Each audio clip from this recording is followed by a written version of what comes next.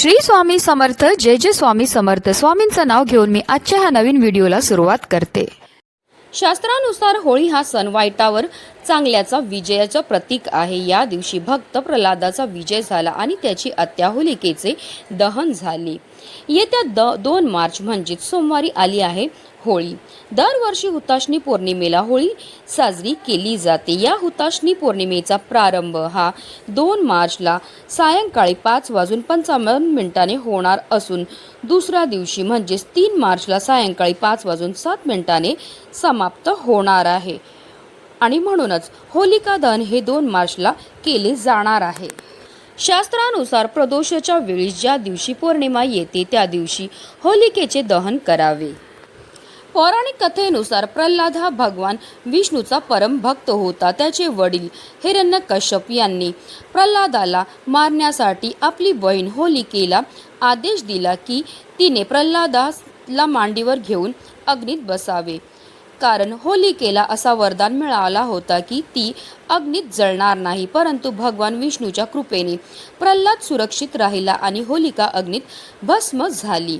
तेव्हापासून होलिका दहनाचा सण साजरा केला जातो। या दिवशी होलिका दहनाच्या अग्नीला अनन्यसाधारण महत्त्व असतं। शास्त्रानुसार या अग्नीत काही विशिष्ट गोष्टी अर्पण केल्याने आपल्या जीवनातील अनेक समस्या भस्म होऊ शकतात। वास्तुशास्त्रानुसार आपल्या जगण्यावर आपल्या आजूबाजूच्या वस्तू, रंगांचा, दिशांचा प्रभाव होत असतो। घरात सदैव सकारात्मक वातावरण राहण्यासाठी वास्तुशास्त्रात काही खास उपाय दिले आहेत आणि म्हणूनच आपल्याला होळीच्या दिवशी होळीच्या राखेचा जबरदस्त असा उपाय करायचा आहे। आपल्याला गुपचूप इथे ठेवायची होळीची राख। ही राख ठेवल्यामुळे आपल्या घरामध्ये असणारं सर्व आजारपण, करणीबाधा, नजरबाधा, दारिद्र्य, वास्तुदोष कायमचा संपेल। एक रात्रीत कंगालपण होईल मालामाल। अतिशय जबरदस्त असा हा उपाय आणि ही संधी आपल्याला फक्त वर्षातून एकदाच मिळते, ती पण होळी पौर्णिमेच्या दिवशी। तर हा उपाय कसा करायचा, कोणत्या वेळेत करायचा त्याबद्दल सविस्तर आणि महत्त्वाची अशी माहिती मी तुम्हाला या व्हिडिओमध्ये देणार आहे, तो व्हिडिओ पूर्ण पहा। शास्त्रानुसार रक्षाबंधन आणि होलिका दहन यासह काही विधी भद्र काळात करू नये। भद्रमध्ये न कर्तव्ये श्रवणी फाल्गुनी तथा हा श्लोक या काळात या समारंभांना स्पष्टपणे प्रतिबंधित करतो। 2 मार्च 2026 रोजी पौर्णिमेचा तिथी संध्याकाळी 5:55 सुरू होईल आणि 3 मार्च रोजी संध्याकाळी 5:07 संपेल। अशा प्रकारे 2 मार्च रोजी होलिका दहन केले जाईल। पंचांगानुसार 3 मार्च रोजी पहाटे 1:25 पासून ते 4:30 पर्यंत भद्रकाल चालेल। भद्रकाल दरम्यान पूजा करण्यास शास्त्रात मनाई आहे, त्यामुळे 2 मार्च रोजी होलिका दहन करू शकता।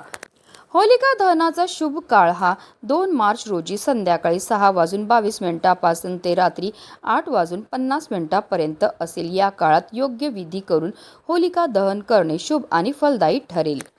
होळीच्या दहनाने अशुभावर विजय किंवा असत्यावर विजय म्हणून आपण त्याच्याकडे पाहतो। होलिका दहनाच्या वेळेस आपण काही व्यक्तींना काही वस्तू ज्या आहेत त्या पेटत्या होळीमध्ये टाकताना पाहत असतो, तर त्यामागे सुद्धा आपल्या शास्त्रामध्ये काही कारणं ही दिली गेली आहेत। जर आपण पेटत्या आगीमध्ये काही विशेष वस्तू टाकल्या तर त्यामुळे आपल्या जीवनामध्ये असणाऱ्या ज्या संकट आहेत, समस्या आहेत, आर्थिक अडचणी आहेत, त्यापासून आपल्याला मुक्तता मिळण्यामध्ये मदतही मिळत असते। ज्याप्रमाणे होळीला महत्त्व आहे त्याचप्रमाणे होळीच्या राखेला देखील महत्त्व आहे।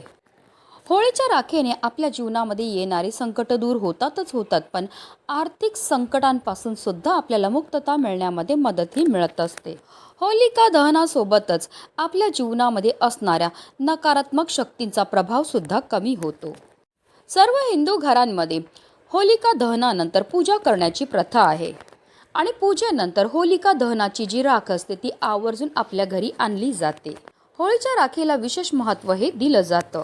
या होळीच्या राखेपासून आपल्या घरामध्ये असणारा मोठ्यात मोठा वास्तुदोष देखील दूर करता येतो। तसेच ही होळीची राख आपल्या घरी आणल्यामुळे आपल्या घरामध्ये सुख, शांती आणि समृद्धी नांदते। जर तुमच्या घरामध्ये वारंवार आजारपण येत असेल, मुलं खूप चिडचिड करतात, हट्टीपणा करतात, केलेला अभ्यास लक्षात राहत नसेल किंवा घरामध्ये वारंवार भांडणं होत असतील, कलह होत असतील, आपल्या घरी आलेला पैसा टिकून राहत नसेल, ज्यामुळे आपल्या डोक्यावर कर्ज झालं असेल, पैशाला पैसा लागत नसेल, तर आवर्जून हा प्रभावी उपाय जो आहे तो आपल्याला करायचा आहे. हा उपाय करण्याकरता आपल्याला होलिका दहन झाल्यानंतर होळीची जी थोडी राख आहे ती आपल्या घरी घेऊन यायची आहे. आता ही राख आपल्या घरी आणल्यानंतर आपल्याला एक लाल रंगाचा कपडा घ्यायचा आणि त्यामध्ये ही होळीची राख जी आहे ती ठेवायची आहे. आणि त्या राखेसोबत आपल्याला 7 तांब्याची नाणी जी आहेत ती ठेवायची आहेत आणि त्याची एक पोटली बनवून घ्यायची आणि ही पोटली जी आहे ती आपल्याला आपल्या कपाटामध्ये, जिथे आपण धन ठेवतो, कपाट असेल, तिजोरी असेल, त्यामध्ये ठेवायची आहे. आता किंवा हा उपाय तुम्ही तुमच्या व्यवसायाच्या ठिकाणी करायचा असेल तर व्यवसायाचा गल्ला असेल, तिजोरी असेल, तिथे आपण ठेवू शकता. जेव्हा अशी ही पोटली आपण आपल्या तिजोरीमध्ये ठेवतो की आपल्या घरामध्ये ठेवतो, तर त्यामुळे आपल्या घरामध्ये धन येण्याचे अनेक मार्ग हे मोकळे होतात. आपल्या घरी आलेला पैसा टिकून राहतो, पैशाला पैसा लागत जातो. त्याचबरोबर आपल्या घरी कधीही पैशाची कमतरता भासत नाही.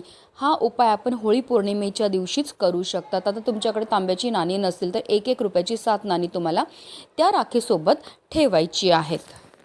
पुढचा उपाय आपल्याला किंवा आपल्या घराला नजर लागलेली असेल तर त्याकरता करायचा आहे.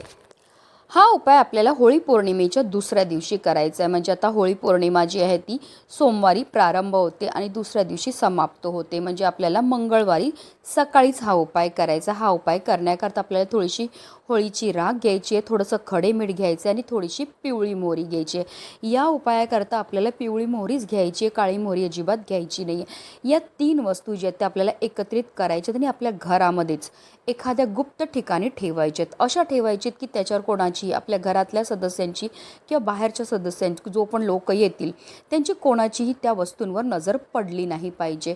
हा उपाय केल्यामुळे आपल्या घराला लागलेली जेवढी पण वाईट मोठ्यात मोठी दृष्ट असेल ती निघून जाण्यामध्ये मदतही मिळत असते. पुढचा उपाय आपल्याला, जो आपल्या घरामध्ये दीर्घकाळापासून एखादी आजारी व्यक्ती असेल, खूप दवाखाने केले तरीही काही फरक पडत नसेल, दवाखाना पिछा सोडतच नसेल, औषधांचा काही फरक पडतच नसेल, तर अशा व्यक्तींकरता हा उपाय जो आहे तो करायचा आहे. तर जी आपण होळीची राख आपल्या घरी घेऊन येणार आहेत ती आपल्याला त्या बाधित व्यक्ती, म्हणजे जो आजारी व्यक्ती असेल त्याच्या कपाळावर लावायची आहे. म्हणजे आता होळी पौर्णिमेपासून तुम्ही ही दररोज कपाळावर त्याच्या राखेचा टिळा हा लावायचा आहे. होळी पौर्णिमेपासून पुढची येणाऱ्या पौर्णिमेपर्यंत आपल्याला हा दररोज उपाय जो आहे तो करायचा आहे. 1 महिनाभर आपल्याला हा उपाय करायचा आहे. करताना मनामध्ये सकारात्मकता असावी की हा उपाय केल्यामुळे निश्चितच माझं आजारपण बरं होणार आहे, असं आपल्याला बोलायचं आणि टिळा हा लावायचा आहे. तुम्ही स्वतः अनुभव घेतील की तुमच्या आजारपणामध्ये खरंच फारच चमत्कारिक असा बदल घडलेला आहे. मी मागच्या वर्षीसुद्धा हा उपाय सांगितला होता आणि बऱ्याच लोकांनी मला कमेंट करून सांगितलं होतं की खरंच हा उपाय केल्यामुळे आम्हाला खरंच त्याचा खूप फायदा हा झालेला आहे. पुढचा उपाय, जर तुमच्या कुंडलीमध्ये राहू, केतू, शनी या ग्रहांचा दुष्प्रभाव असेल तर होळी पौर्णिमेच्या दिवशी जी राख आपण आपल्या घरी घेऊन येणार आहेत ती राख जी आहे ती आपल्याला दररोज चिमूटभर आपल्या आंघोळीच्या पाण्यामध्ये टाकायची आणि आपल्याला स्नानही करायचे. ही स्नान केल्यामुळे आपल्याला शारीरिक तसेच आर्थिक समस्यांपासून मुक्तता मिळण्यामध्ये मदतही मिळत असते. पुढचा उपाय, जर तुमचं मोठं कुटुंब आहे, कुटुंबामध्ये एकोपा नसेल, कायम भांडणं होत असतील, नवरा बायकोची भांडणं होत असतील, मुलं खूप कटकट करत असतील, चिडचिड करत असतील, तर हा उपाय करायचा आहे. तर आपल्याला काय करायचं आहे, होळी पौर्णिमेच्या दिवशी जी तुम्ही राख घेऊन येणार आहेत त्याचा जो उपाय आहे तो आपल्याला दुसऱ्या दिवशी, म्हणजे सोमवारी होळी पौर्णिमा आहे तर दुसऱ्या दिवशी म्हणजे मंगळवारी सकाळीच आपल्या घरातील इतर सदस्य उठायच्या अगोदर हा उपाय आपल्याला करायचा आहे.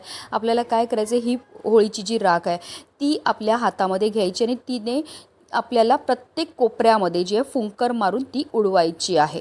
संपूर्ण घरामध्ये आपल्याला याच पद्धतीने राखेने फुंकर ही मारून घ्यायची आहे. फक्त हा उपाय करताना आपल्याला कोणी रोखणार नाही, टोकणार नाही याची आपल्याला काळजीही घ्यायची. हा उपाय आपल्याला गुपचुपच करायचा आहे. हा उपाय केल्यामुळे आपल्या घरामध्ये असणारे जेवढे पण क्लेश आहेत, भांडणं आहेत, ती दूर व्हायला लागतात. होळी पौर्णिमेच्या दिवशी ज्याप्रमाणे होळीला महत्त्व आहे त्याचप्रमाणे होळीच्या राखेला सुद्धा अनन्यसाधारण असं महत्त्व आहे. जेव्हा आपण या राखेपासून हे चमत्कारिक उपाय करतो तर त्यामुळे आपल्या घरामध्ये असणारी जेवढी पण नकारात्मकता, इडापिडा, दोष, दारिद्र्य दूर होऊन आपल्या संपूर्ण कुटुंबाची भरभरून अशी प्रगती होत असते. ही संधी फक्त आणि फक्त आपल्याला होळी पौर्णिमेच्याच दिवशी भेटत असते. म्हणूनच व्हिडिओ जास्तीत जास्त लोकांपर्यंत शेअर करा, जेणेकरून प्रत्येकाच्या आयुष्याचं कल्याण हो, हीच मनामध्ये इच्छा.